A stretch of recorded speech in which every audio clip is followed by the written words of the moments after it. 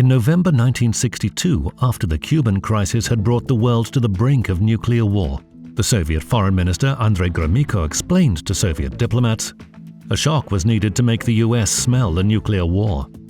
In November 1964, United States Senator Barry Goldwater, the Republican presidential nominee who had a reputation as a hawk, presented his proposed policy to the electorate.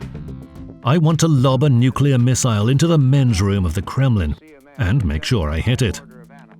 This is the official channel of the International Luxembourg Forum on Preventing Nuclear Catastrophe, with a 3-part documentary, Why Do We Not Fear Nuclear War?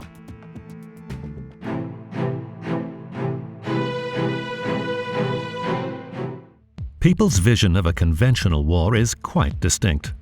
But nuclear war is still a remote concept. The human brain can't conceive of a nuclear exchange, so it was generally thought that such a war could never happen. It would be sheer madness, as the initiator would perish along with his target. In both the East and West, the military mindset was very different. In September 1954, the Soviet Army was holding a military exercise on a shooting range near Totskaya village in Orenburg region. The objective was to disrupt an enemy position using atomic weapons. The first Deputy Minister of Defense, Marshal Georgy Zhukov, who commanded the exercise, disapproved of precautionary measures, considering them excessive. "You have terrified people with your safety precautions," he said. "Now you'll have to unterrify them." At 9:33 a.m. on September the 14th, a Tu-4 dropped a medium-sized atomic bomb that detonated at 350 meters above ground level. Events were filmed and carefully studied. The Soviet military came to the conclusion that nuclear weapons were powerful and lethal, but waging and winning a nuclear war still could and should be achieved. During the 1961 Vienna summit between the Soviet leader Nikita Khrushchev and John Kennedy, the US president said that the United States had the capacity to destroy the Soviet Union twice over, but that the Soviet Union only had capacity to destroy the United States once. Kennedy wanted to make the point that the United States was twice as strong as the Soviet Union. When journalists asked Khrushchev for a reaction to the president's comment, he replied, "We are not bloodthirsty. Once someone has been destroyed, we will not kill him a second time." In the 1980s, US experts estimated that a massive Soviet strike against military and industrial facilities would result in 110 to 140 million deaths, with many more millions dying later as the fatal results of radioactive fallout, hunger, and disease. If, however, the cities were evacuated before an attack and the population placed in radiation-proof shelters, then only 20 to 40 million would die. Such casualties, the US military believed, would make it possible to continue to wage war successfully and later recover the country. Japan was cited as an example. Not only had the country survived the 1945 nuclear strikes, it had thrived. A senior US Department of Defense officer, responsible for strategic planning, stated that it would take the United States 2 to 4 years to recover after a nuclear war, provided there was a civil defense system in place. He pronounced words that would be mocked for a long time thereafter. "If there are enough shovels to go around, everybody's going to make it. The shovels are for digging holes in the ground, which will be covered somehow or other with a couple of doors and with 3 feet of dirt thrown on top. It's the dirt that does it." School children were shown what to do in the event of a nuclear attack. Adults were forced to attend civil defense training. Bomb shelters were built countrywide, but several US scholars came to the conclusion that it would be impracticable to evacuate tens of millions of people. And what would happen to people in the bomb shelters? They would have to stay inside for about a month, the time required for radioactive fallout to reach non-lethal levels. There would be absolutely no escape from radioactivity.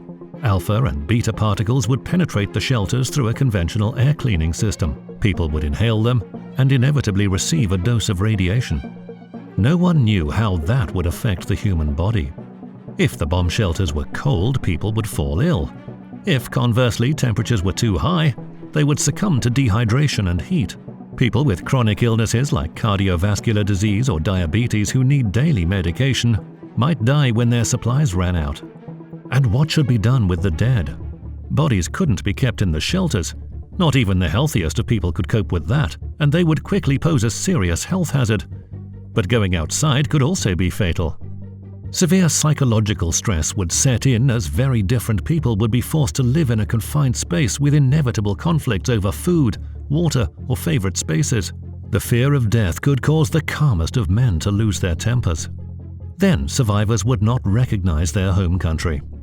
Cities and towns burnt out and destroyed by the blast wave would lie in ruins beneath a layer of radioactive dust. There would be no housing. Even vehicles spared by the blast would be useless due to the lack of fuel. Next to nothing would remain of sewerage and water supply systems.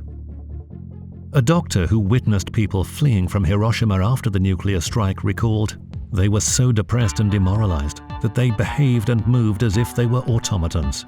They were walking as if they were half asleep. They suffered a mass sense of uselessness and hopelessness, apathy and unwillingness to live, a refusal to struggle, to do anything." Many specialists concluded that talk of creating a civil defense system would only misguide both the national leadership and the population, who believed that nuclear war could be waged and won. Those views were convincingly demonstrated in Nicholas Meyer's American TV film The Day After, first aired on the ABC network on November 20th, 1983. More than 100 million people watched the initial broadcast, a record for a TV film. The narrative is structured as a before, during and after scenario of a nuclear strike in a war between East and West. The disastrous effects are shown very realistically. America becomes a desert of burned-out cities and towns, with people suffering from burns, radiation and blast wave injuries. That was how the effects of nuclear war were envisaged, not just by screenwriters and film directors, but also leading scientists in various countries. In May 1983, the Soviet academic and geoscientist Georgy Golitsyn delivered a report on the disastrous effects of nuclear arms. NASA scientists hypothesized that a nuclear winter of darkness and cold would follow such an exchange. Carl Sagan, the American astronomer, astrophysicist, and globally popular science promoter, drew a very convincing picture. As a result of a nuclear war, more than 1 billion people will die immediately. However, the long-lasting effects will be much worse. The ash and dust transported by the atomic blast into the higher layers of Earth's atmosphere would form a cloud layer, making it impossible for sunlight and heat to reach the surface. A global climatic effect, quick and drastic cooling. A drop in temperature of 5 to 10 degrees would turn summer into winter.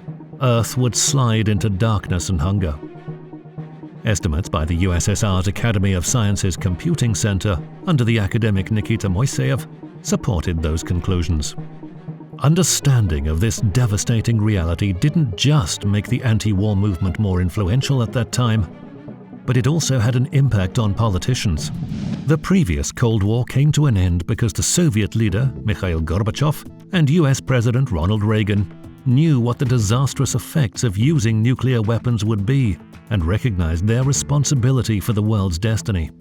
Reagan believed it was immoral to keep the world on the hook of nuclear confrontation and was prepared to begin a radical nuclear arsenal reduction. Gorbachev was determined to bring the Cold War to an end, stop military rivalry with the United States, and rid the country of the arms race. In fact, the leaders of the Soviet Union and the United States had agreed to move towards a world free of nuclear weapons. Because the Cold War ended and the arsenals of weapons of mass destruction were seriously reduced, the fear of a nuclear war has in recent years been replaced by the fear of terror. Nuclear weapons are no longer terrifying.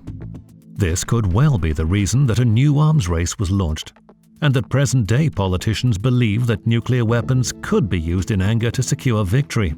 We'll talk more about that in the next episode.